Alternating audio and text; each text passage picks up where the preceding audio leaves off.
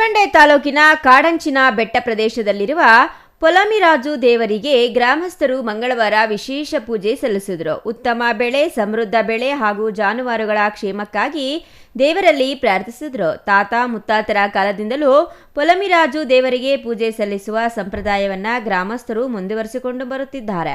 ಪಾಂಡವರ ಕಾಲದಿಂದಲೇ ಈ ಪೂಜಾ ಪರಂಪರೆ ನಡೆದುಕೊಂಡು ಬಂದಿದೆ ಎಂಬ ನಂಬಿಕೆ ಗ್ರಾಮಸ್ಥರಲ್ಲಿದೆ.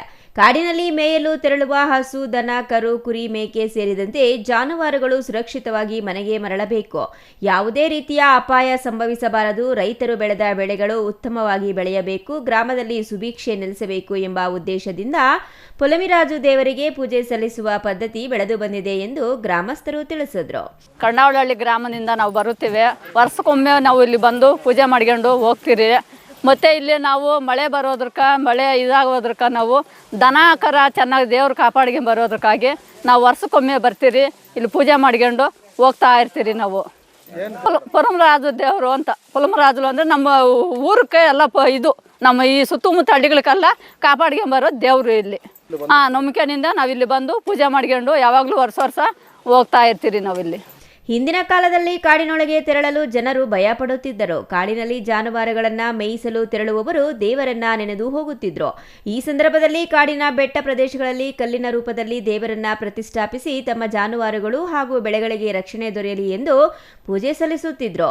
ಅಂದಿನಿಂದ ನಡೆದುಕೊಂಡು ಬಂದಿರುವ ಈ ಆಚರಣೆ ಇಂದಿಗೂ ಮುಂದುವರೆದು ಪೊಲಮಿರಾಜು ದೇವರನ್ನ ಕಾಡಿನ ರಕ್ಷಕ ಹಾಗೂ ಜಾನುವಾರುಗಳ ಪಾಲಕ ಎಂಬ ನಂಬಿಕೆಯಿಂದ ಗ್ರಾಮಸ್ಥರು ಆರಾಧಿಸುತ್ತಿದ್ದಾರೆ.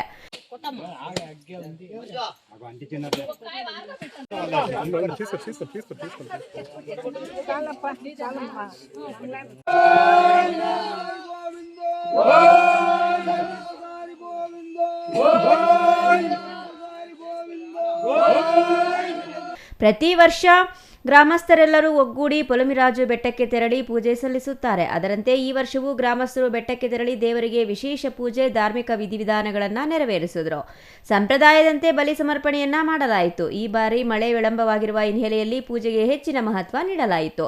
ಉತ್ತಮ ಮಳೆ ಸುರಿದು ಕೆರೆ, ಕಟ್ಟೆ, ಜಲಮೂಲಗಳು ತುಂಬಬೇಕು. ಕೃಷಿ ಚಟುವಟಿಕೆಗಳಿಗೆ ಅನುಕೂಲವಾಗುವಂತೆ ಮಳೆಯಾಗಬೇಕು. ರೈತರ ಬೆಳೆಗಳು ಉತ್ತಮವಾಗಿ ಬೆಳೆಯಬೇಕು ಹಾಗೂ ಜಾನುವಾರುಗಳು ರೋಗ ರುಜಿನಗಳಿಂದ ಮುಕ್ತವಾಗಿ ಆರೋಗ್ಯವಾಗಿರಬೇಕು ಎಂದು ಗ್ರಾಮಸ್ಥರು ಪ್ರಾರ್ಥಿಸಿದರು. Mahesh, CTV news, Gudibande.